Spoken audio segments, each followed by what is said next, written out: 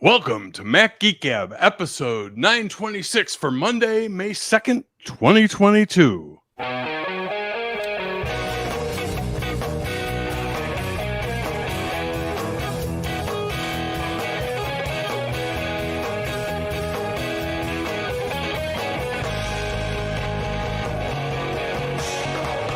Greetings, folks, and welcome to Mac Geek Gab, the show where you send in your questions, your tips, your cool stuff found. We bring our questions and tips and cool stuff found. We link them together into an ever-evolving agenda, complete with tangents and sidebars and tangents of tangents and all of that good stuff. Because the goal is for each and every one of us, you, us, we're all together. There is no you and us. It's us. For each of us to learn at least 5 new things every single time we get together. Sponsors for this episode include Zocdoc.com/MGG, where you can sign up for free and download their app for free today. At HelixSleep.com/MGG, where you take their quiz and then you can save up to $200 off your mattress and get 2 free pillows. And Kolide.com/MGG, KOLIDE. They are focused on delivering security for your organization by educating your users. And obviously, that is something that resonates very well with us here because we're all about that. I was thinking about it the other day. This is like it really is a self-help show, just very focused on, on one slice of our lives. And it's our technology lives. So that's what we do. That's why we do it. Here in Durham, New Hampshire, I'm Dave Hamilton. And here in Fairfield, Connecticut, this is John F. Braun. And coming to you live from Austin, Texas, I'm Bob Dr. Mac LeVitus.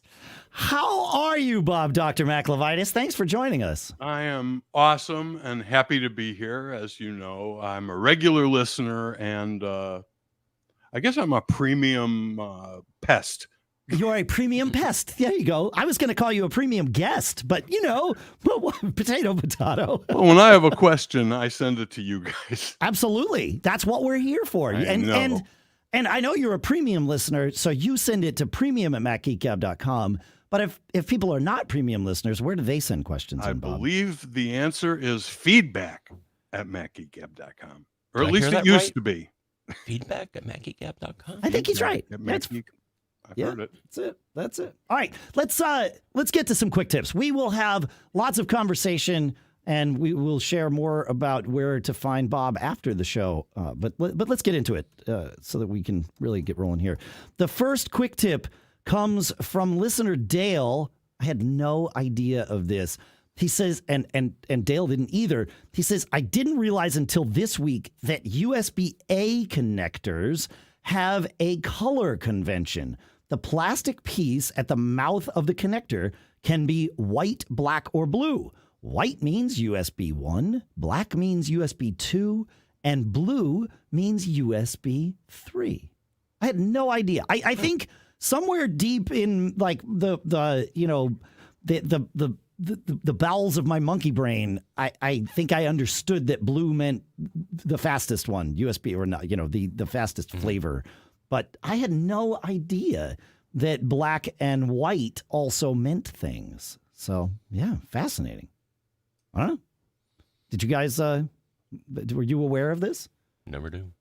Oh, never knew. Cool. He says these and other great things come from Glenn Fleishman's new Take Control of Untangling Connections book.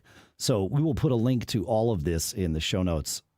Glenn is obviously a mainstay in the industry here and knows he too is an educator and really he knows a lot of stuff. He knows a lot of stuff. Yeah. So, we were talking recently about making sure you had the right cables and all that stuff. And I think, John, you said you were tweeting back and forth with Glenn to make sure you had the right stuff. And so we can all benefit from Glenn's knowledge with the book. So thank you for that, Dale. Great stuff. I like it when a plan comes together. So, like Hannibal says. The next thing comes from Christina Warren. I noticed on Twitter she posted this a little while ago. She says, she learned that the Mac shortcut to move a file is Option-Command-V. So you can copy something to your clipboard, right? And that's Command-C. And then and you can do this with files in the Finder too. And then you can copy it by going somewhere else and doing Command-V. Well, if you do Option-Command-V, it doesn't copy the file. It moves it. I had no idea. And if you hold down the Option key when you look at the Edit menu, the Option key will change it to move to here. Mm-hmm. What? Check it out. Really? The Finder menus will also, yeah. Yes. Oh, I see. They're contextual. They're contextual, right? Okay, yeah. All right. So if you're not sure what the Option key is going to do, open the menu and look. Press the Option key, and then you'll get it confirmed before you actually move the thing. Before the thing happens and is permanent and all of that good stuff. Fascinating. However, undo should work in the Finder for at least the first thing. I've noticed that sometimes it does for more than one, sometimes it doesn't, but you can't count on it working for more than one undo. So that's undo fair. quickly. Undo quickly. Yeah, that's fair. I've experienced that too. I realized this morning I was in Mail on my iPhone and I read a message and archived it. And then, I read the next one and thought, wait, I didn't want to archive that message before I replied to the person and thanked them for, the information that they gave me. And so I shook my phone to do the undo, which is the way to undo on an iPhone. And it offered to mark the current message as unread because that was the last action. I thought, oh, crap. And then I shook it again and it gave me a choice. It gave me three choices, or it gave me one choice of three options, really. I guess that's the correct grammar. And one was to remark that message as read, so a redo. One was cancel, don't do anything. And the other one was to unarchive the message. So I had this stack of undos, and just by shaking my phone, I could move forward or backwards through it. I did not realize it was quite that robust. I was pleasantly surprised. But you had to shake it twice to make that happen, or do you think that was? I shook it, right, and it offered to let me undo the most recent thing. And so I did again brought up the correct. I did that, option. and then it yeah. All right, I learned one new thing. Counting down, checking your list. I got to come up with a sound for when we learn new things. Yeah, like a little bell or something. So if anybody out there, certainly I can make a sound. But if anybody out there wants to make a sound for us, feedback at macgeekgab.com. We will consider all submissions and probably use all of them in different ways. Maybe we'll have a sound for me and a sound for John and a sound for you, right? That'd be great. I want a cowbell. Okay. I want more cowbell. See, there you go. I want actually, I'm not gonna make any requests. I'm curious what's gonna happen here. So, John, you want to take us to the next quick tip from listener Alex? Absolutely. So, here's the tip. Drop your favorite Finder icons, may they be apps, files, folders, servers, etc., into the Finder toolbar. The Finder toolbar is in the upper right-hand corner of your Finder window. Just as I don't think it's in the corner. I think it's just the toolbar. You can drag things anywhere. It doesn't have to be in the corner, right? Well, I'm helping people. I was telling them where it is. Where is the Finder toolbar? It may not be obvious, but it's at the top of the Finder window. Yeah, it's at the top. It's all those little icons that you get at the top. Yeah. And another one. Well, I'll do his first, and then I'll do mine. Sure.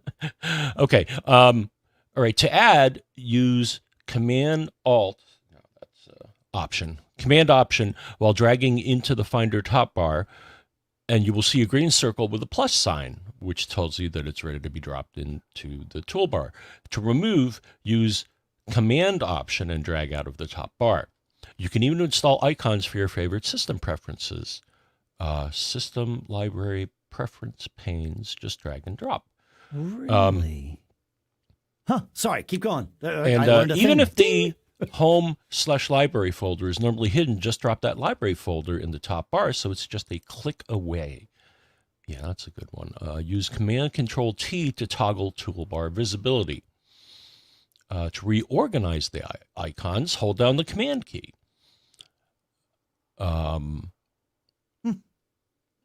Okay, yeah, and here's a screenshot, and it, yep. So that's pretty cool. And then the other thing you can do, so the thing I'll add on is if you right-click in that bar, you will get an option, icon and text, icon only, or text only. Plus, there's a customized toolbar feature where you can assign what is up there. You may want what Apple has put up there, or you may want more, and you can get more. So cool. Very cool. I like it. Yeah, I had forgotten about that, the ability to do those types of things. I actually use that every so often. When I've got a project that I'm using all the time, I drag its folder up into the Finder toolbar, so it's a click away no matter what's on screen. You know, it's like I can always just open that folder. And yeah, it's on the desktop, and it's in Recents, and it's in it's in the dock. But sometimes the frontmost window is the most convenient way to get to something, and it's a big target. Absolutely. I don't keep a lot of stuff in there, and I drag them out when I'm done, so there's nothing in there right now. Because I don't work that hard anymore. but okay, so this is like an actively managed tray of your in progress things. The important stuff that I'm opening multiple times a day. Yeah. Like your dog is being opened multiple times a day. Yeah, so I suspect someone's out in front. Yes. And this is one I can't do anything about. It's you could. I could kill my dog, but no, don't do that. I know just mute your microphone while John shares Clay's quick tip. I will. All right. So Clay wants to let us know. There's a feature of the iPhone emergency calling that can be useful for privacy protection as well. When you click the side button, the power button, 5 or more times, the phone will give a countdown and then call emergency services. Whether the call is made or is canceled, this disables Face ID, Touch ID, and unlock with Apple Watch until the device is unlocked with a passcode. So this is a quick and easy way to protect your device from an accidental unlock through the biometrics that we use for convenience. Another way to trigger this on iPhone and iPad is holding the appropriate button combination to shut the device down. Yeah, I like this one because it allows you can in your pocket do this. And I remember when Face ID not Face ID, when Touch ID first became a thing, there were people coming in through customs who were concerned about, being searched. And if their device was, you can be compelled to unlock the device with by physical means, but not with something And so by putting it into this mode, you would then have to type in your passcode and you're good to go. So, yeah, I remember a lot of people saying they were doing that as opposed to, wiping their phones before they came back through customs. So I've never wiped my phone before I come back through customs. I'm more worried about, I don't know. I don't know what I'm worried about. Probably getting home. I'm worried about losing all my pictures. Yeah, exactly. Yeah, exactly. Now, there are a number of ways to make this happen. And the one way that I found quite by accident is I was trying to take a screenshot, which on my phone is the power button on the right and the volume up button on the left. Right. If you hold those down too long, that also activates the SOS screen. And I freaked out the first time it happened to me. I'm like, I don't want to call 911. Well, and that's what you can do in your pocket because your phone will vibrate when it moves to the SOS screen. And then if you let it go, it won't call 911, right? So that's the key. You can do this completely, without looking at your screen, which is potentially handy. I don't know.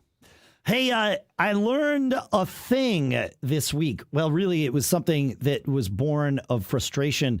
I can't tell you how many times I'd be in mail, and this has happened over the years, and I hit Command-T, and I get the show fonts window of mail, which I pretty much have never wanted to use. There might have been one time, so maybe I'll join Sean Connery in saying, was it Never Say Never Again? That was Sean Connery.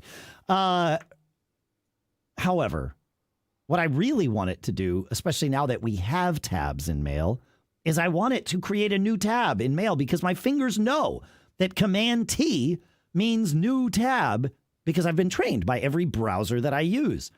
And yes, I get that Command-T in Mail has long been reserved for the show fonts window, but I don't want that. The good news is you can change this. And so if you go into System Preferences Keyboard Shortcuts and you go down to the app shortcuts portion of this, you can add a shortcut for all applications or you can add it for just one. I added a shortcut for Mail.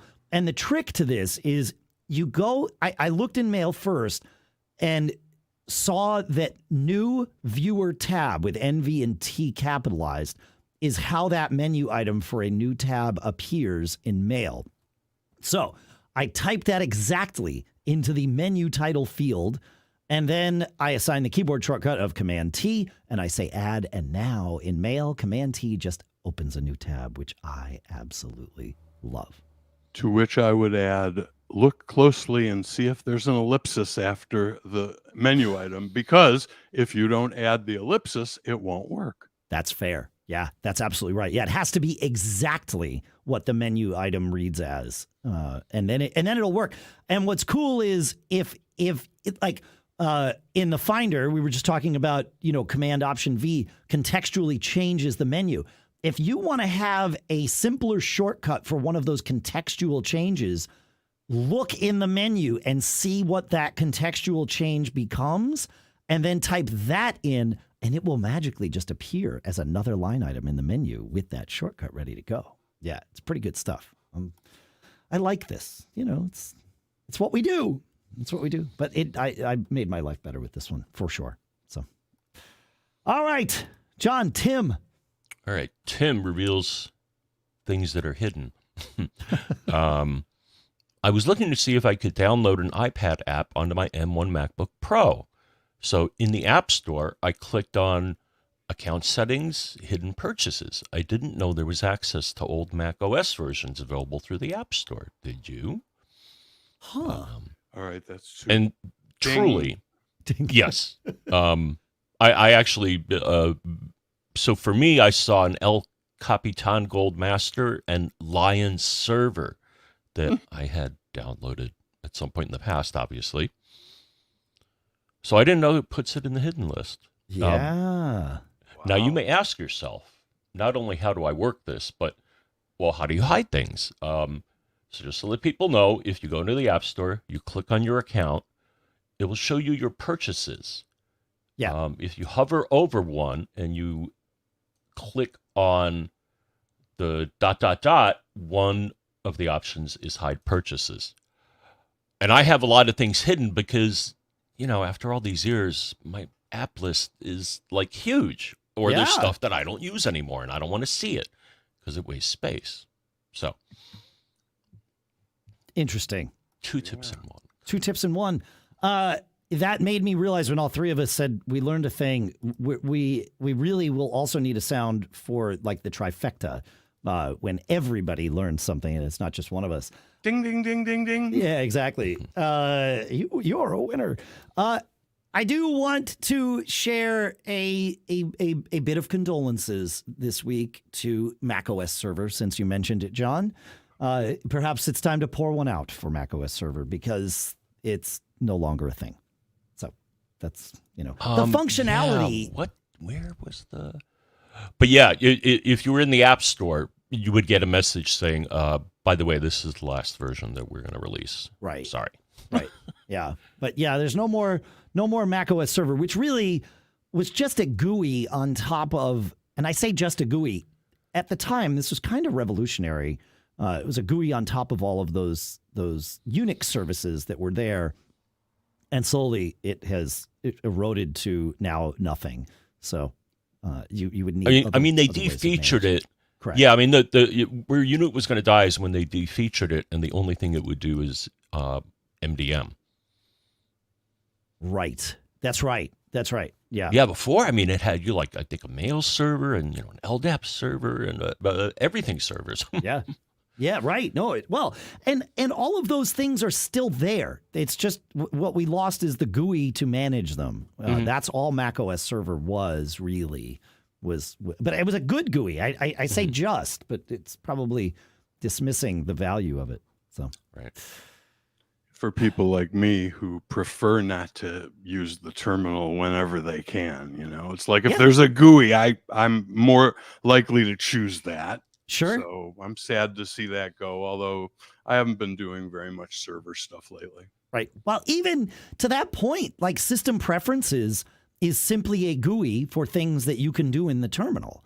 It really is no different. It's just all of macOS can be managed by editing plist files or setting defaults and all of that from the terminal. It's just, why would you bother to do that when it's right there in front of you? I mean, I say that as someone who manages all of my homebrew packages from the terminal instead of using like Cake Brew or something. But I do that because all of the things that I use homebrew for are terminal-based apps. So I figure that's I'm right here. It's fine. And plus, if I'm sitting on the couch, I can log into my other computers and do the updates of I can type brew update or something like that. So, hey, speaking of sitting on the couch, James Thompson sent out a tweet the other day. I don't know about you guys, but sometimes when I'm navigating around on my Apple TV, I don't really have any idea which thing is selected because it just gets bigger. As you're kind of moving through the chiclets of the grid, they just get bigger. And sometimes I have to move, left and then move back right and be like, oh yeah, okay, I was on that one. Well, James Thompson has an answer for us here. He says, go to settings. This is on your Apple TV. Go to settings, accessibility, display, focus style, and change it to high contrast. And all of this stuff is in our show notes at macgeekgab.com. So you don't have to worry about remembering the things we're saying. Just remember what you can do. We got you covered on the how. But yeah, it's great. And so with that, it shows a white circle around the selected item, making it much, much clearer that such things are in play. I like it. It makes life easier. So Ding. Focus style. Yeah, I know. This is why we do what we do. This is it. Fun stuff. All right. What's next here? We do have an agenda. Gary. Yeah. All right, Gary. Gary wants us to make sure that we know that with Siri, we were talking about low power mode on the last episode and activating it on our iPads. I have turned on low power mode on my iPad, by the way, tangentially to this. I see no reason not to leave it on. I mean, I said last week, why would somebody want to have it? And then I thought more about it. Why would I not want to have it? Like, what do I need my iPad not in low power mode for? I don't know. But I sure would like to be able to pick it up and just know that the battery is being well preserved. So anyway, Gary says, I like the idea of Dave's shortcut for reactivating low power mode when it turns off. It's an automation inside Shortcuts, and you can listen to it in the last episode if you want details on that. But he says, did you know that Siri can turn functions of your device on and off at will, including low power mode? You can also ask to do other things like turn the flashlight on or off, turn Wi-Fi on or off, and many other things. So, yeah, that's right. I forgot that Siri can manage low power mode for us, too.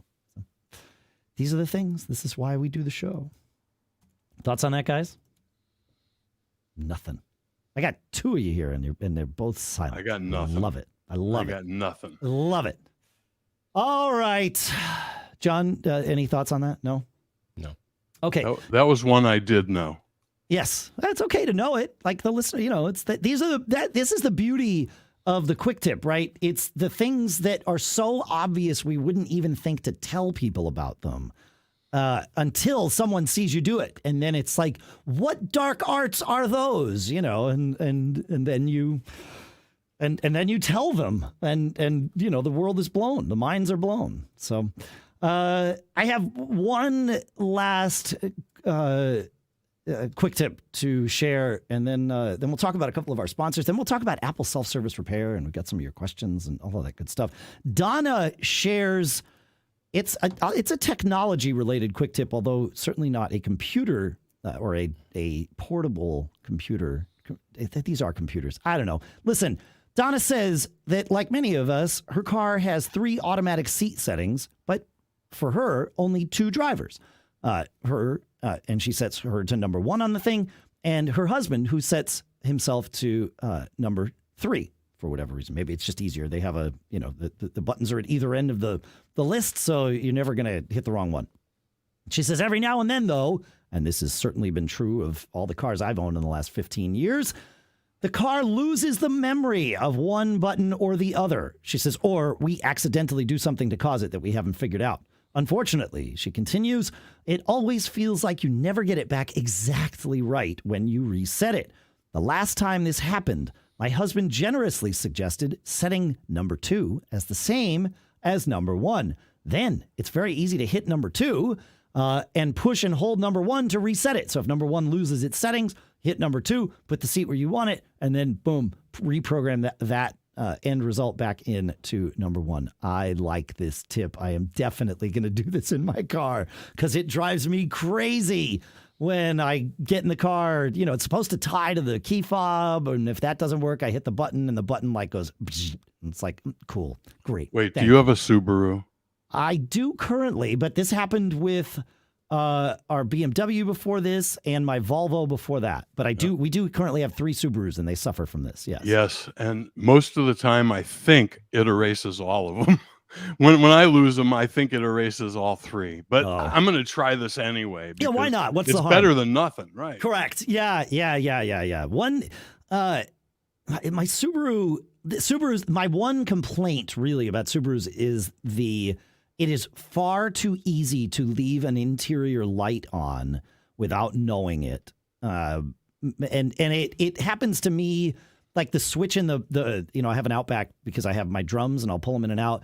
And it's super easy for that switch to get kicked when I'm like pulling gear out. And if I'm not super vigilant about it, usually the battery has enough juice to last like through a gig or whatever. So I'm not screwed, but it's not uncommon for me to come to the garage and it's like, oh, yep, battery's dead. Must have left the light on.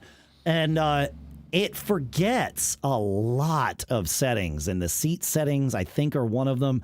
It resets my tire pressure gauges from PSI to KPA, and that's not a conversion I've ever memorized. So like when I was driving home from your house from Pepcom the other day, John, I was like, I wonder if my tires are right. And I went and changed. I looked at the thing and it was like, oh crap. I'm in KPA. I have no idea. But, and you can't change those settings while you're driving because they say that's super dangerous, which being focused on a screen. What?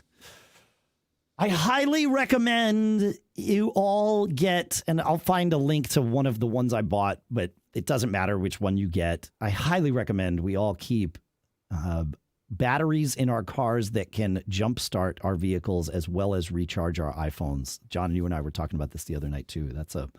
That's a handy thing to have because you can jumpstart your car without any other, you don't need another car, which is huge. So, and the batteries don't have to be that big. It's amazing. They just need cranking power and it's totally doable. So mine also has air hose. So I can pump up my tires, and it shows me the pressure, which is kind of nice. Oh, so that's going to be bigger for sure. Yeah, I think the one I have is like a little bit larger than an iPhone, right? Maybe like 2 iPhones thick and 1.5 iPhones long, or something like that. But yeah. All right.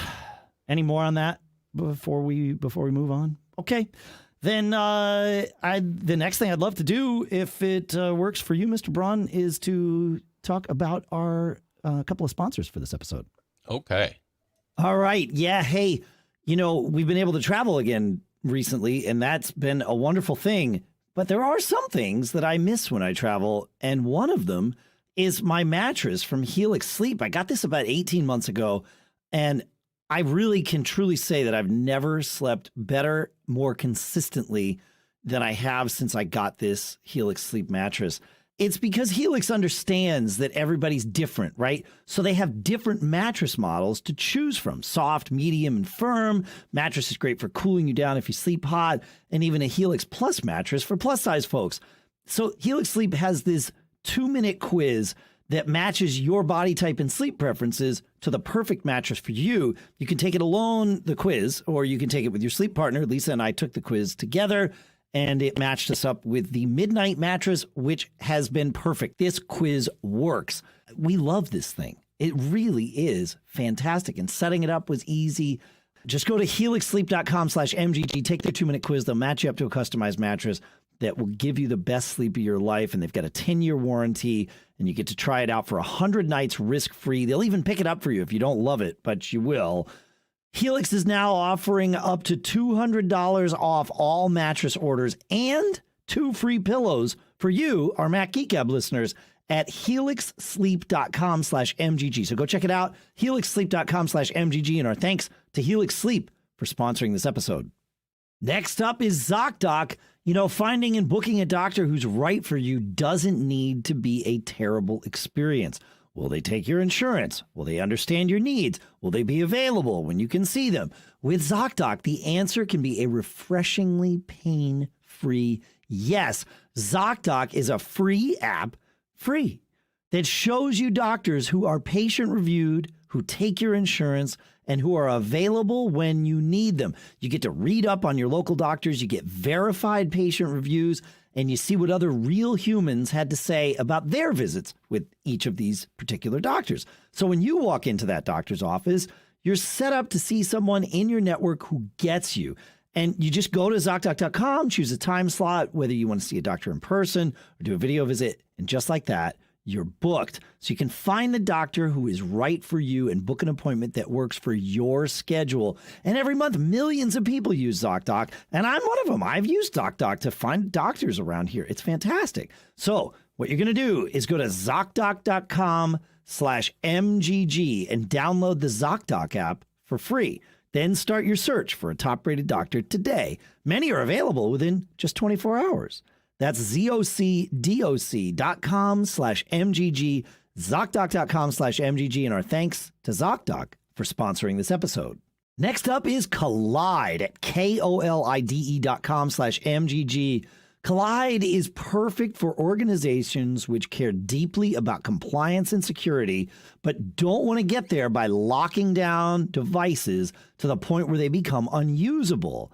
Instead of frustrating your employees, Kolide educates them about security and device management while directing them to fix important problems. And it does this by sending your employees important, timely, and relevant security recommendations for their Linux, Mac, and Windows devices right inside Slack, so you're already good. And at Kolide, they know end users are IT admins' most significant untapped resources and key to solving the most challenging to fix issues, including instructing developers to set passphrases on those unencrypted SSH keys, convincing employees to uninstall evil browser extensions that may sell their browser history, or finding plain text 2-factor backup codes and teaching your end users how to store them securely. Those are just some of the use cases, but it's all about educating and lifting everyone up. So go visit kolide.com/MGG to sign up today. That's KOLIDE.com/MGG. Enter your email when prompted to receive your free Kolide gift bundle after trial activation. Check it out, kolide.com/MGG, and our thanks to Kolide for sponsoring this episode. All right, so Apple has opened up self-service repair. Which is, for those of us that have been watching Apple for a while, this is a new thing. This is not something we would have predicted years ago. I mean, it's been heading in this direction, but the way that it works is it's an online store, and they have hundreds of parts and tools, and you can actually rent a toolkit if you don't want to buy one too. To start the process, they say, you go online to support.apple.com self-service repair, and you review the manual on Apple's website, And then you visit the repair store to order your parts and tools. And of course, all the parts are genuine Apple tested, yada, yada, yada.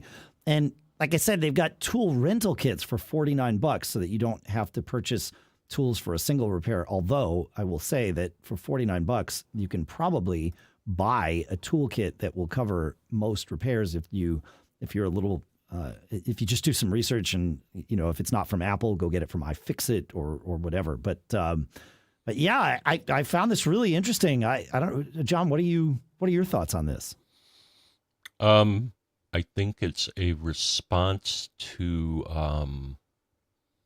right to repair legislation. Absolutely. Yes. Oh, for sure. So there is a movement that's trying to encourage manufacturers to allow you to do as much repair on your own. For sure. Yeah. I think I'd still go to Apple. So I fumbled my my iPhone 8 and broke and the screen cracked. It still worked fine, but the screen was cracked. And when I wanted to trade it in, Verizon was like, well, no, we're not going to take that as a trade-in. So I had to get the screen fixed. And so I went to the Apple store, and I think it was $150, and they had it done within an hour. So, and they even suggest this in their article. That it was like, if you're not comfortable, and it's like, I'm pretty comfortable around electronics. It's just, I don't want to waste my time. Sure. Yeah, absolutely. I'm going to give it to someone who knows what they're doing. Yeah, and that's still an option, right? This like you said, this is almost certainly, catalyzed by right to repair. And that's, and so now people have this option. And the nice part is, if you follow their steps, you would be looking at the manual first, helping you decide, is this a headache? Do I want to, so to speak, open this can of worms? But you can get, like I'm looking for my 13 mini, you can get the display bundle, and it's, for the 13 mini, it's interesting. It's $228 US. And then if you return the part you replaced, they'll give you a credit so that it winds up being $194.35 when all is said and done. So, and obviously the prices are different for different things, but very interesting. And you can just order screws if you've lost the screws. I'm happy to see this. I mean, it's nice that this option exists. I know how hard it was to get parts. Like, that's been the biggest issue for any of us that want to do this on our own is that sourcing parts was, previously really, really difficult.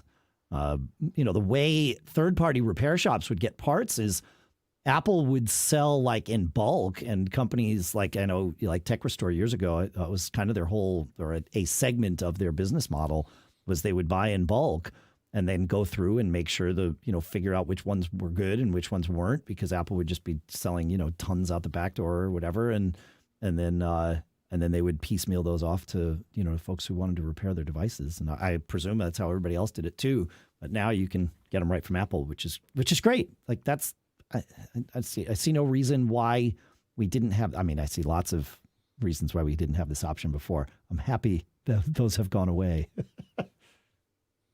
You going to repair your iPhones, Bob? No. All right. No, they're too small. I might repair a desktop Mac. Yeah. I'm not sure I would repair a portable laptop, and I probably wouldn't repair an iPad or iPhone, mostly because my fingers are too fat. It's like, those are really small dealies. Plus, at my age, my vision isn't, I'd have to have a magnifying glass and lights, and yeah, easier to take it to the Apple store and let a pro do it. Yep. No, that's absolutely fair. Yeah. And unfortunately, most, of what we call desktop Macs now, a Mac Mini, an aren't iMac, upgradable. They're not, like, they are laptops in different shapes and colors, right? Like, in terms of I always said that laptops, when we were repairing laptops versus repairing like tower machines, that were truly desktop machines, those were single layer. The desktop tower machines were single layer machines. You crack the case open, and whatever Everything was there. Yeah, whatever part you needed to repair, you could just get to, right? Whereas with a laptop, you might have to peel back 4 layers of the onion before you can get there. Excavating. That's a great term. You have to excavate to get to certain parts, and to me, it's just too much trouble.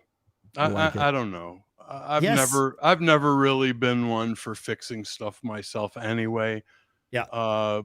Especially when it's small and delicate. When I had my consulting business, I told all of my clients I do not work on laptop hardware. And I had one client once. Actually, I could probably tell this story and name him by name. It was Jan Hammer, John and Bob, which you'll probably appreciate. The keyboard player from the Mahavishnu Orchestra, but most famously wrote the Miami Vice theme song. I was just going to say, didn't he write the Miami Vice theme? Yeah, we actually did a great interview with him on Geek Gab a couple of years ago, where he talked about, he played with so many different people. He even played with Jaco Pastorius, which really, I had no idea until we did that interview.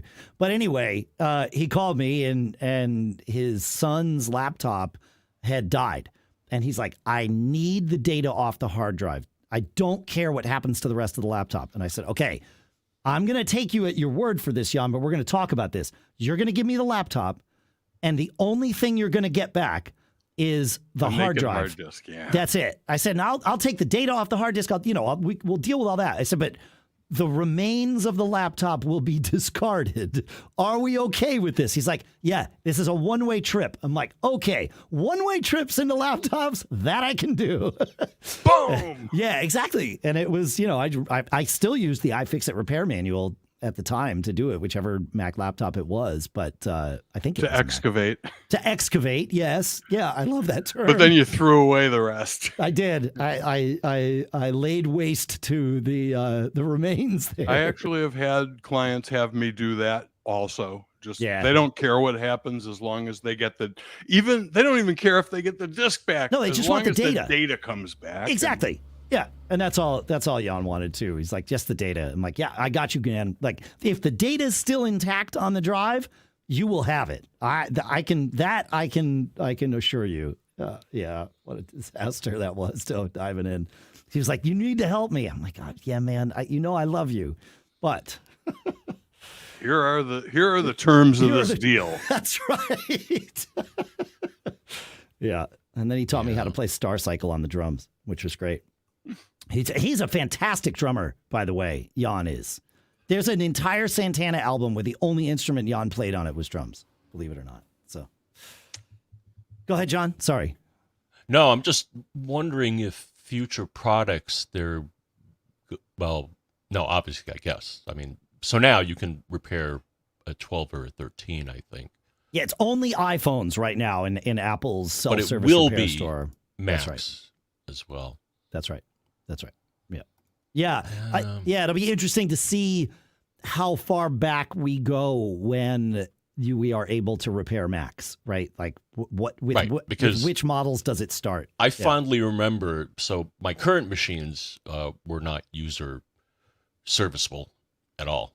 But Sure. The ones prior, I mean, I liked to, put in my own memory, put in my own SSD, and replace the battery when it got shot, which you were able to do all those things. Yep. Once upon a time. Yes. And even the Mini was a pain in the neck though, because you had to take the motherboard out in order to get to the hard drive, and it's like, who designed this? The Mini is a laptop. Of course, yeah. Yeah. You have to excavate it. You got to excavate it. Yep. Layer by layer. Excavating the layers. I like it. And it didn't look to me, Dave, like you save a ton of money doing the repair yourself anyway. I didn't do a detailed comparison, but it sounded to me like, for a screen repair, for example, it's about the same if you walk in the Apple store and give it to them. So I'm not sure what you gain here other than the satisfaction of self-repair. Oh, yeah. No one said that Apple had to set this up in such a way that people were incentivized to do this for themselves. I'm not mistaken, though. Those prices I didn't check what Apple's current replacement prices are, but it seems ballpark the same. Yeah, 13 Pro Max display bundle, which looks to come with the display kit, the screw kit, the display adhesive, is a, I'm looking here, that's $312, $275, $278 when all is said and done. So yeah. That sounds about like what it would cost if you walked in and said, I need a new screen. Please help. Yeah, exactly. Yeah, I don't disagree. Yeah, it's interesting. Yeah, but I mean, it wouldn't surprise me if we saw a world where these prices were more than what you might pay in the Apple Because Store. all they have to do is honor the letter of the law, which is allow self-repair. You don't have, I don't know how they could induce them to price it in any way. Oh yeah, no. That's not how the world works. They just have to supply it, right? That's it. You got to do it. Okay, check the box. Next.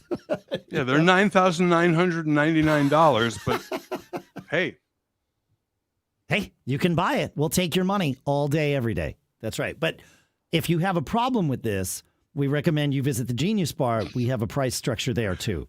Yeah. Yep. Where we can do it for less. We can do it for less. That's right. Wink, wink. Yeah, exactly. Yeah.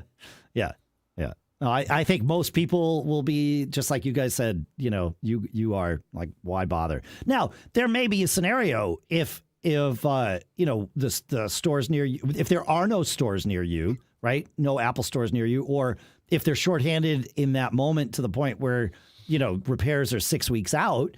And you can get the parts the next day. Well, now maybe that option looks a whole lot less daunting than waiting 6 weeks to have your iPhone repaired, right? So, I can see, like never say never. Maybe that seems to be the theme of the episode. That should be the theme for today's show. Never say never. We had some other good ones. I liked excavating the layers too. All right, excavating the layers. I don't know.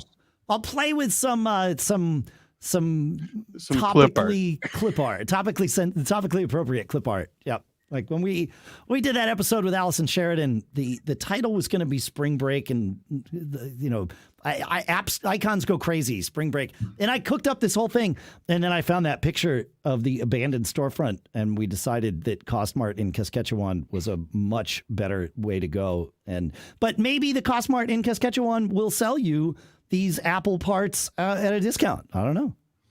I would always check, because that's the place. That's where I shop first. I used to say it was Otherworld Computing. That's where I shop second. The first place I shop is the Costmart in Saskatchewan. So, John, save us from this silliness, will you please? You want to tell us about Eliot's tip here? I love this.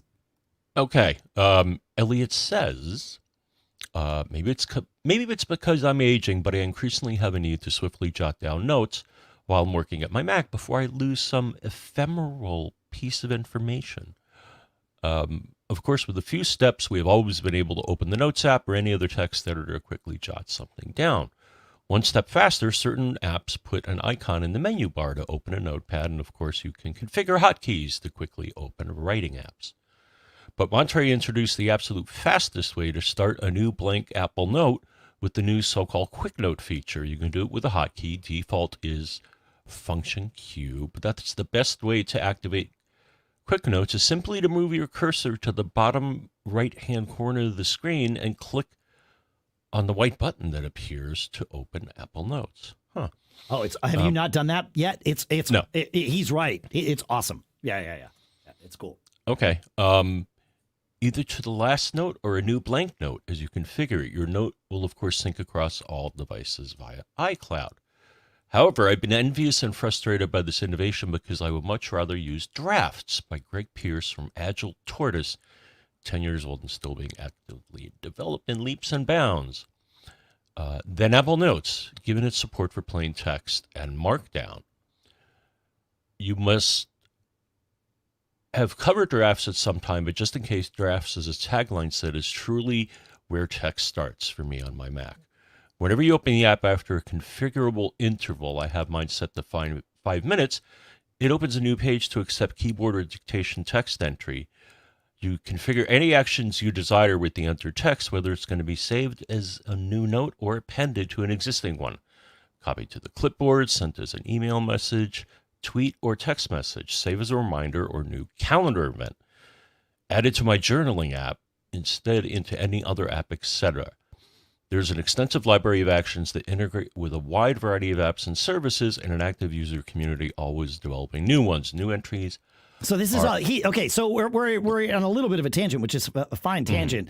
This is a cool stuff found, right? Like, for sure, about this drafts app. Yeah, I got to dig back into that. That sounds. Do you use drafts, Bob, or are you an Apple Notes guy? I have become an Apple Notes guy. As you may recall, I wrote a couple articles when I was switching from Evernote, and at this point, I'm pretty comfortable with using Notes as my junk drawer. We've used Evernote for a while here for Mac Geek Gab, largely because it allowed us to put all the PDFs that, like the one that John's in the middle of reading right now, where I interrupted for this tangent. But and it syncs amongst us. But of course, Apple Notes now has sync, and Evernote has not had AppleScript support in the new versions in a while. So we are stuck on Evernote Legacy, and I am real close. Really, I'm just a free afternoon away from converting us to Apple Notes for the entirety of what we do here with the show. But because it's definitely the way to go, as long as we don't wind up doing a Windows related show and have to bring in some person that's not an Apple user. But all that being said, for this week, for you, Bob, I packaged up this week's section of notes, and I sent them to you as an ENEX export, which is an Evernote export file. And I don't know if you tried it. I opened it in, because I still have Evernote on my disk. When I double clicked it, it opened Evernote. I thought I'd take a look at it in Notes. So I right clicked and said open with, and opened it in Notes. And it opened as, what is it, a folder? Yeah, it adds a whole new folder. Right. Yeah. Yeah, it's great. And it all the stuff's right there. So, yeah, really impressive. What are those called? Emix files? ENEX. ENEX. Yeah, ENEX, yeah. But there is a great tip here, because, the scenario you've painted is Eliot loves Apple's functionality of move to the lower right and open a new note. And I agree, it's great. He just wants it to be app independent. But thus far, that we've found, there is no setting inside Notes like there is in Safari or Mail to set the default Notes app. However, Eliot has a path for us, and you're going to share that with us, John. By the way, and I'm not sure why this is, but my Notes button is in the lower left corner, and I don't see a way in Notes to choose that, but somehow I've managed to get it so that when I drag down to the lower left corner, I get the quick note. All right, well, that's a geek challenge. If somebody knows how to configure where that appears, and is it in where whatever happened to Mission Control, that whole, is it in desktop and screensaver? It could be. It would have to be somewhere in a system preference, because it's not in Notes preferences. You can enable and disable it. Well, he tells us where it is. Oh, okay. All right, great. Then, because it's in hot corners. Yeah. Okay. So if you look at the hot corners that are connected to displays, for example. Yes. Yeah, okay. Exactly. So that's quick note. But John, you have a path for us, don't you? Right. So the goal is to replace Notes with drafts. And Eliot says, I just realized that I could do this using better touch tools.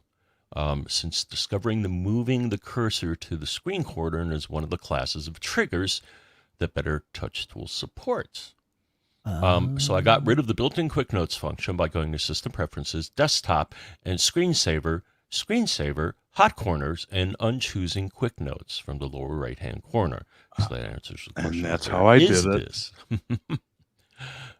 Then open BTT to the main screen, click on the Actions drop-down, and choose the Automations and Named and Other Triggers menu item. For me, it is Command 9, but could be different for you. One of the triggers you can choose in that action is move mouse to screen corner and configure the right corner as the trigger to open drafts. Of course, you can use any other trigger if you prefer, but the lower right corner is right for me. You can also choose to require a modifier key. For For example, only trigger when you move to the right corner while the control key is down. By the way, as a bonus tip, if you have an M1 Mac laptop with the screen notch, another class of actions you can use as triggers are notch related, such as clicking on the notch, single, double, or right-clicking, or moving your cursor into or out of the notch area. Huh. That's cool. 4. I had no idea. I like this. I like this. Yeah. I looked quickly, John, while you were sharing that to see if there was some world where Keyboard Maestro could do a similar trigger, right? Because that's all we need is something that's running. And if you're, I like to have as few things running as possible, but maintaining all the functionality that I want, right? And so I have Keyboard Maestro running. It does my clipboard. It does lots of my automation. And I started looking while we were doing the show here and found a gesture trigger inside Keyboard Maestro. This is not what I would want for this. And it immediately became obvious that I was doing something very dangerous while recording a podcast, because what the gesture is as soon as you add the gesture trigger to one of your macros, it expects you to draw a shape with the mouse, a gesture, if you will, and then that becomes the trigger for whatever action you are doing. So I realized I was accidentally creating a gesture that I'm sure I could accidentally invoke, and that might be really bad. And never remember. Right. Yes, exactly. So I quickly deleted that from the macro that I was looking at, but there might be something in there. I just didn't want to find it in real time after that particular stumble. So I recall now why I moved the quick note button to the left bottom, because my whole life, the lower right corner is disable screensaver. And I just kind of depend on it being there, slam the mouse to the right corner. Yeah. And the thing is, I could have added a keyboard, a modifier key. Right. But then I'd never have remembered it. See, having it in the lower left corner, right. I built muscle memory already, and that's where it lives. That's right. But I forgot how I got it there. Yep. So thank you for whoever Hot Corners sent me to Hot Corners. Yeah, Hot Corners is helpful. Mystery solved. Hot Corners is somewhat buried. It's in desktop and system preferences, desktop and screensaver, and then Hot Corners ... is in the lower right-hand corner. And as you pointed out, Bob, perhaps accidentally, you can set modifier keys for these things when you select. So so you can have up to 5 or however many keys you've got, but for each corner you could have 4 or 5 actions. Yeah. No, you can't. You can only have one at a time for each corner. Is that right? You can't? Well, try it. How are you going to do it? It's a menu. Oh yeah, that's a good point. So yeah, I was thinking you technically can use up to 5 keys, but you can only have one that's active for that corner at a time. Yeah. Huh. All right, I need to dig into Keyboard Maestro for this, because I feel like, well, certainly if I can't do it with Keyboard Maestro, then Better Touch Tool is right there and would do all of these things. So, are you still a Better Touch Tool user, John? I know you were messing with it for a little while, but I wasn't sure if that was still a thing for you.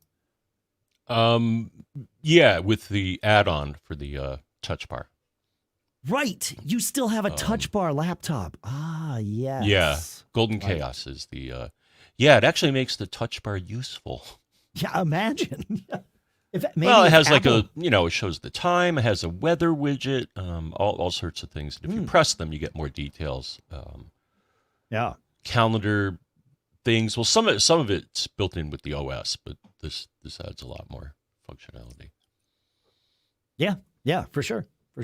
I played with Better Touch Tool for a while, but Logitech came out with a new version of their Logi options that works pretty well with my mouse, so I've switched back to it. But that could change at any time. Sure. Are you using a Logitech mouse? Or I am. Yes. Okay, I wasn't sure if you. And that's why I was holding it up. It's MX Master 3. Yeah. And it's just I could get Better Touch Tool to do everything that the Logitech stuff does. but it also had so much else that I was spending a lot of time looking for other stuff I could do.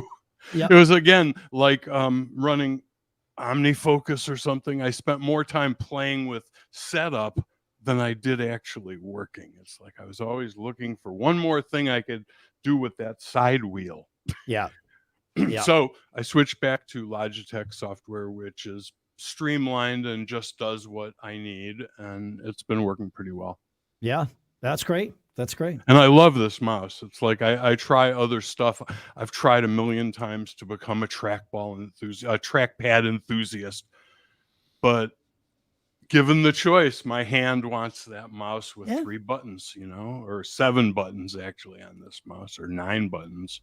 I guess my time with a laptop has made the trackpad super comfortable for me, right? I mean, you kind of have to adapt to that and at least incorporate it into your workflow, even if it's not a replacement. I use a trackpad, a Magic Trackpad 2 or Pro or whatever the heck the name of the current model is, down on my Mac Mini in the office.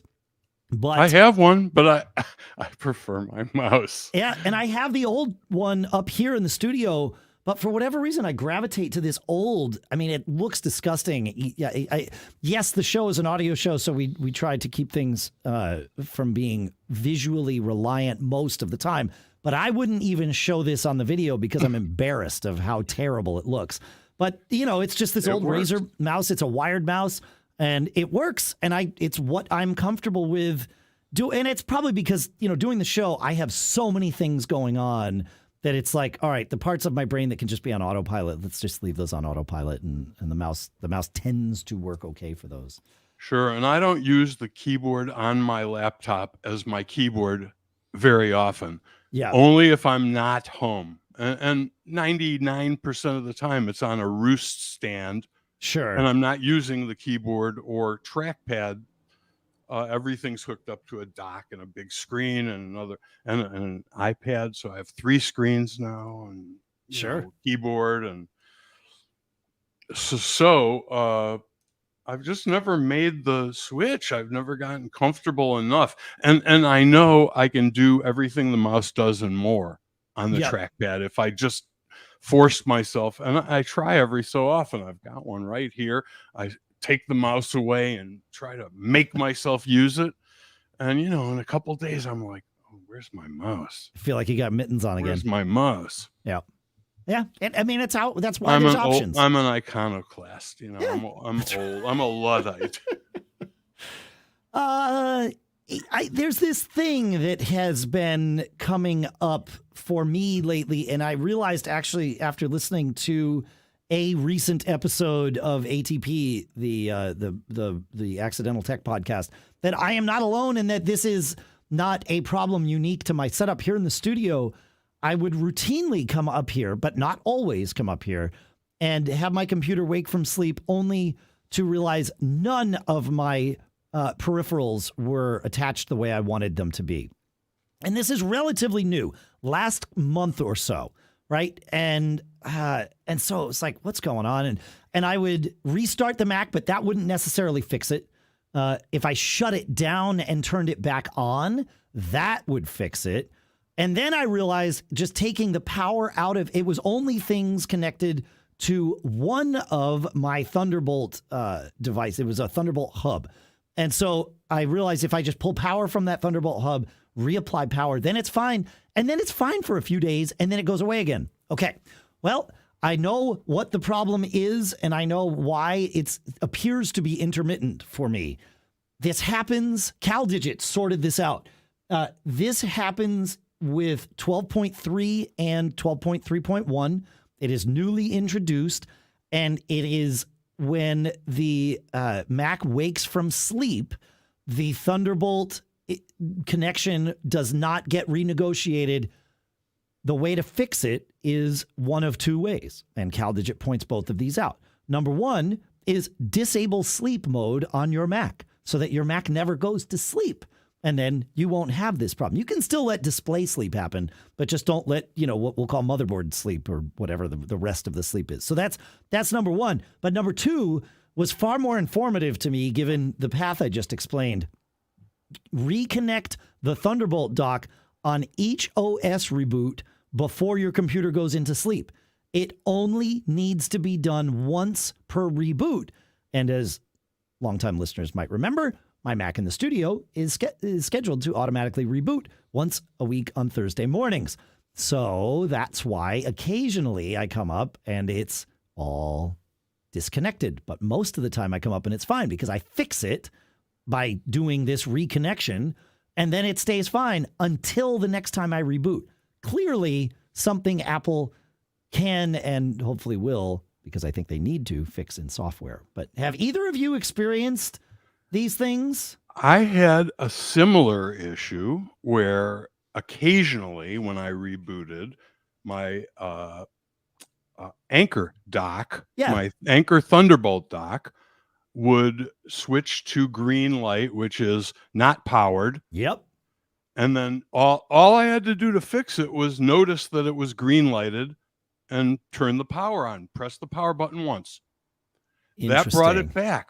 But this was a couple months ago and it's gone away, I think, after 0.3 and 0.31. Apple giveth, Apple taketh away. It hasn't happened in a while. Yeah. And I kind of was wondering about it because nothing else has changed. I haven't changed the devices that are connected, the monitors, nothing. But all of a sudden, I haven't seen the green light in like a month or two. But for a long time, I was getting that just occasionally, not all the time. But some reboots would cause the green light. And the solution was to repower the dock. What kind of is it? An M1, an Apple Silicon M1 MacBook Air.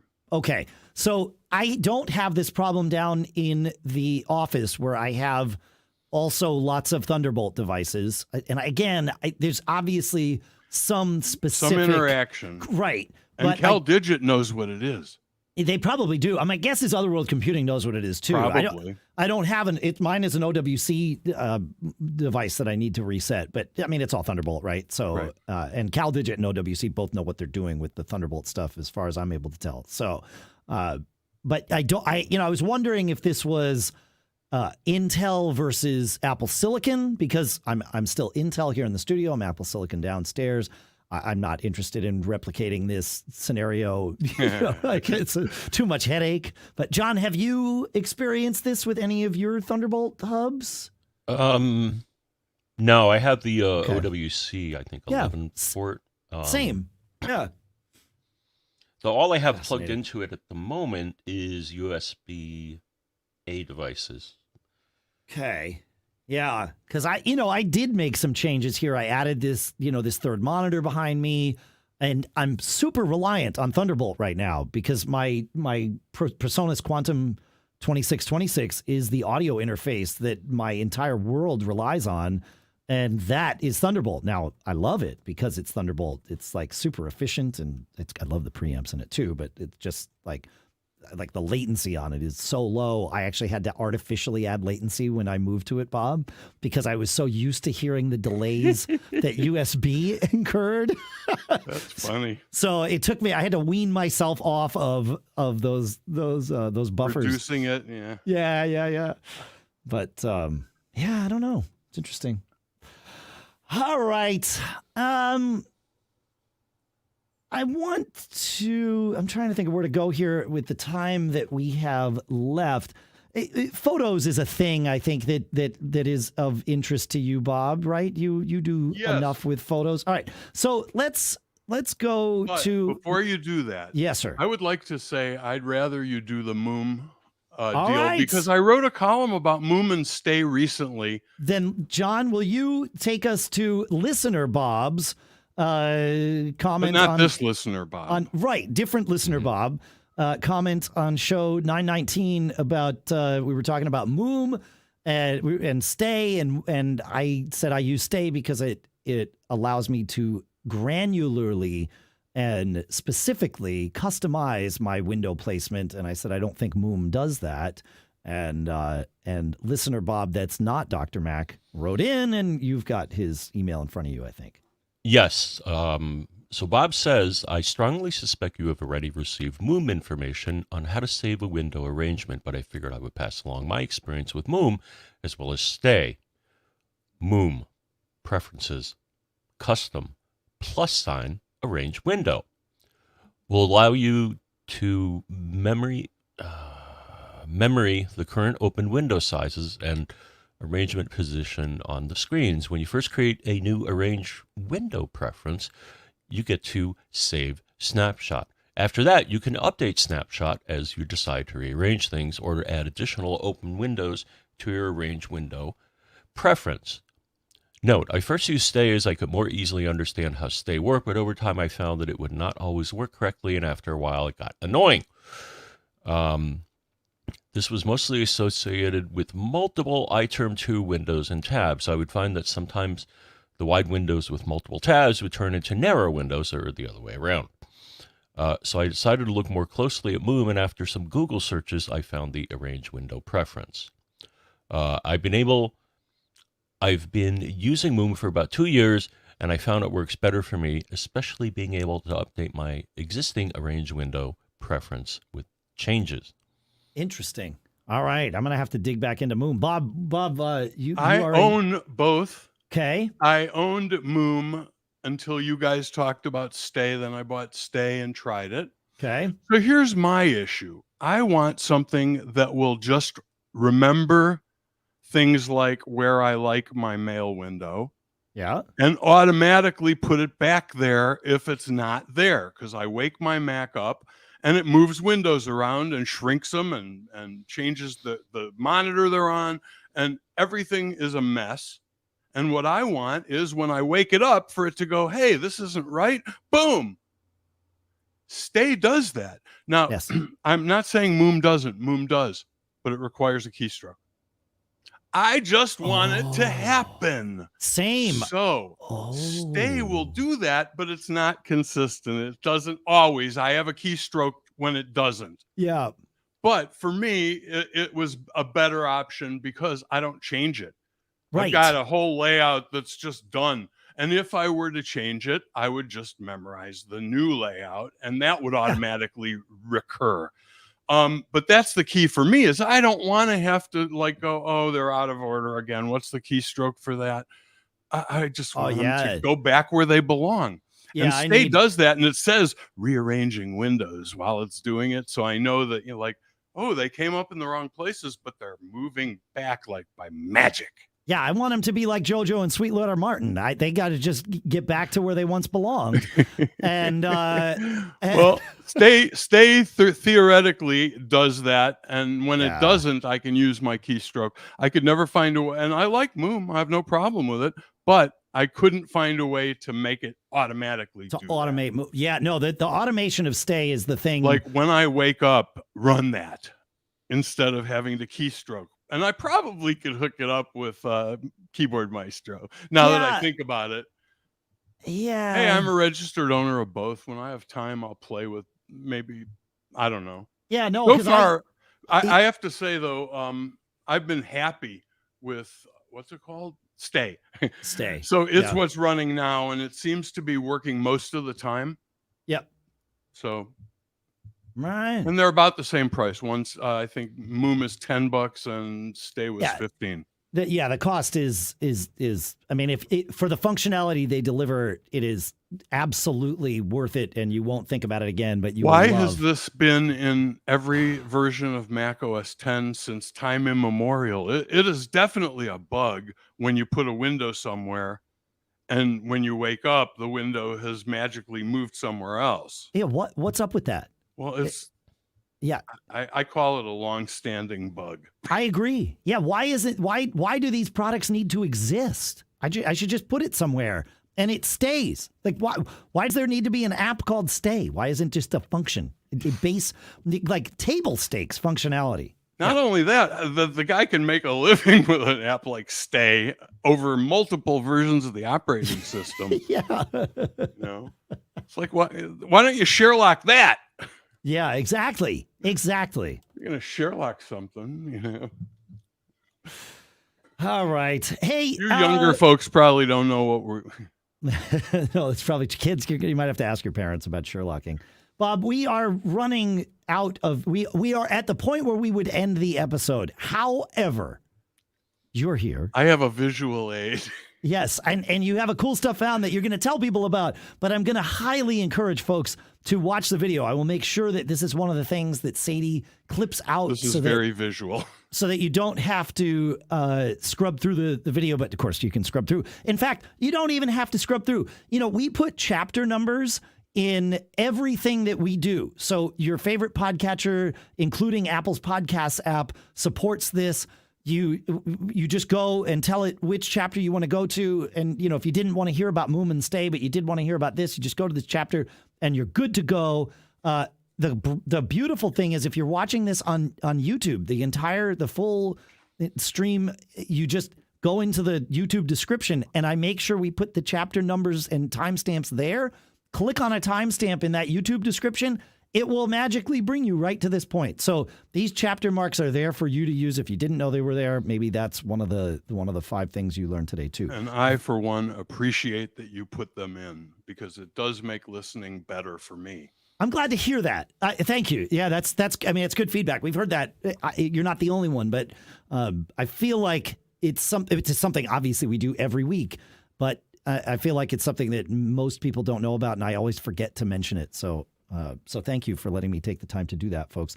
Now, Dr. Mac has a cool stuff found. It's actually one we've talked about before, but it's been a long time. Well, and I'm going to write a column about it pretty soon. I actually just got another kind of this thing that I want to play with before I write about them. But it's called the Twinkly lights. And the one that I've got that I'm going to show you is called Strings. And it's 250 addressable LEDs. Now, what's different about that? What's unique about that?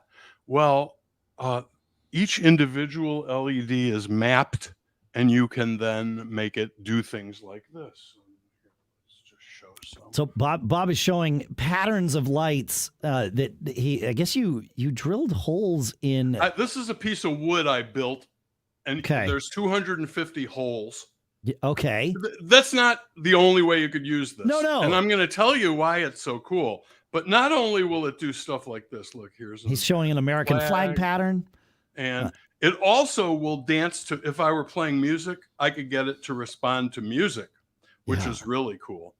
All right. So that's kind of what it does. Now, what's so cool about it is the way it orients those dots is by pointing your camera at it, and it records, it looks and says, okay, and it lights them all up in sequence, and it says, okay, light number 1 is there, 2 is there. You could put them on a wall. I did this on my Christmas tree years ago. They were designed for Christmas trees, but it turns out because of the app, they're suitable for any lighting. Do whatever you want. You've got 2 10-foot strings of 125 lights.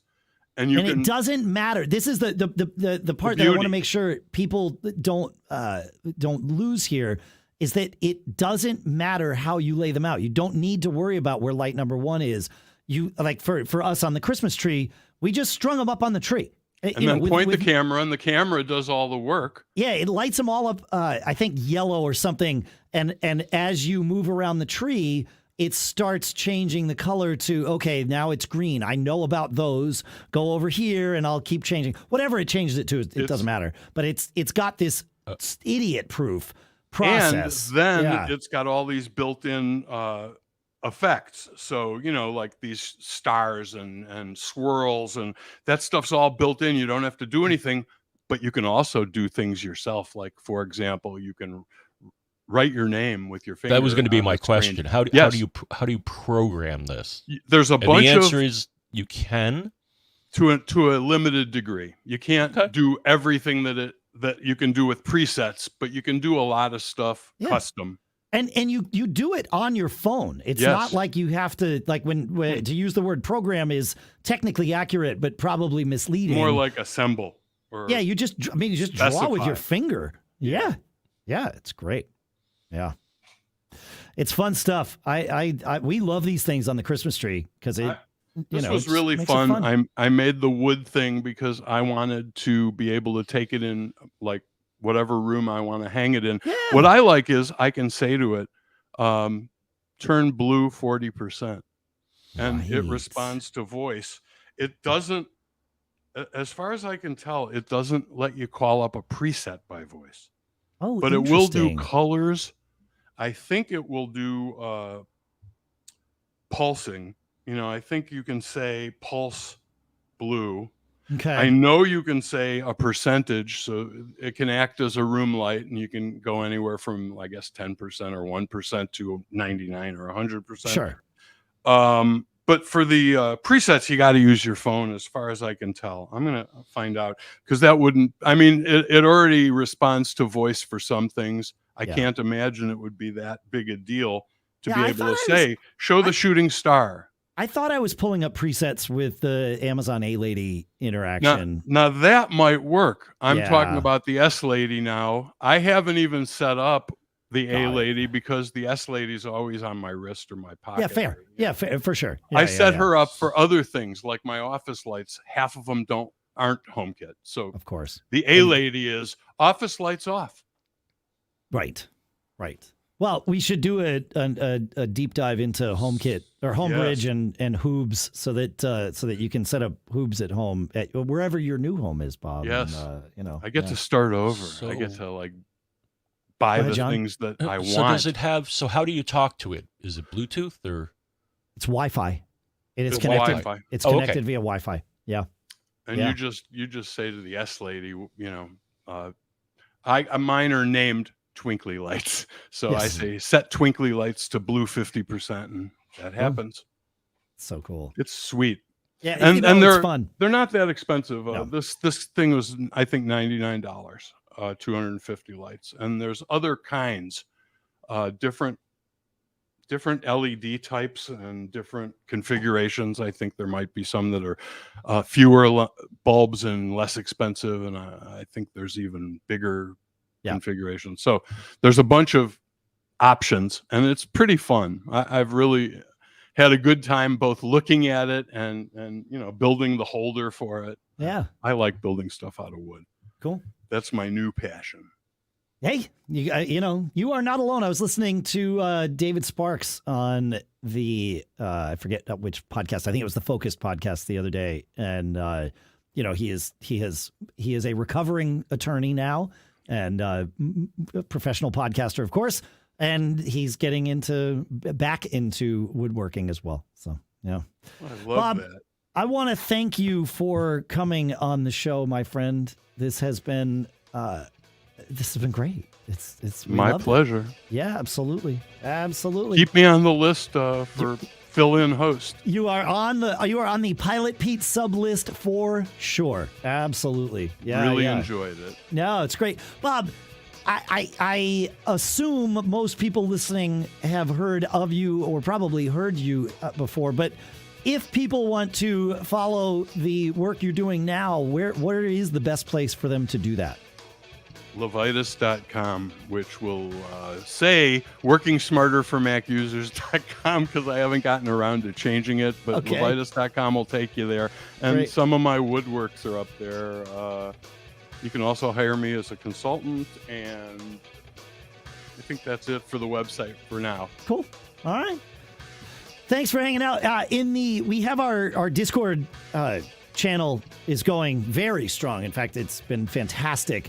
But Fernando Alaman, and I think I'm pronouncing that wrong, in the chat room when I mentioned that we should do a deep dive on Hoobs, said that he would love a deep dive on Hoobs, and instantly it hit me what we're going to do next. I think we're going to do an interactive user group, style Zoom presentation discussion. I don't even want to call it a presentation, but a collaborative discussion on Hoobs and HomeBridge, and we'll just schedule it for some evening at where we can all just come in and hang out, and we'll do it in Discord. It'll be a great use of our new Discord channel. You can join Discord at macgeekgab.com/Discord. But I think it'd be a blast to just hang out, really, and we can have a topic. We can talk about Hoobs, but really we're just going to hang and we'll do that. It's like a user group for the new millennium. Exactly.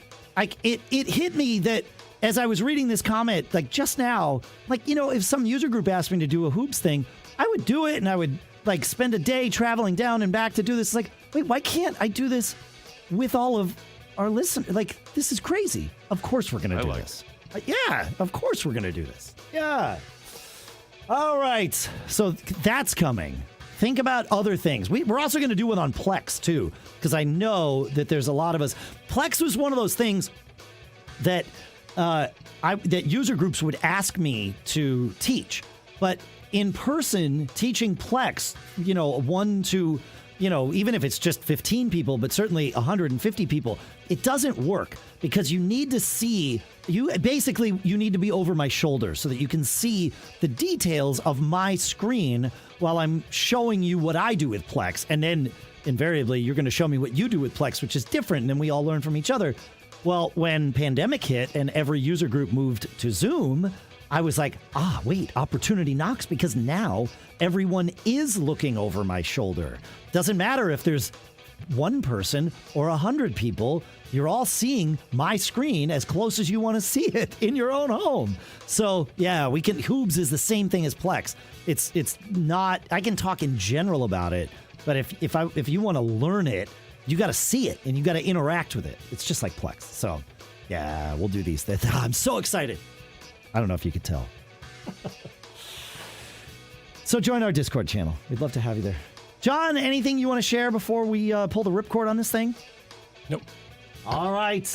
Folks, thank you for hanging out with us, Bob.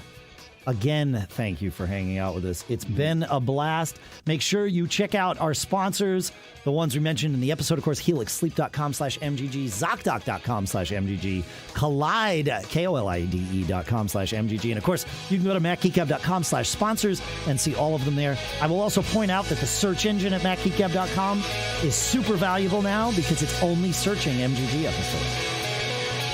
There is one more thing. What's this, Bob? What are you saying? One more thing. What one more thing are you talking? I already told him about the things. Don't get caught. Of course. Thank you, Bob.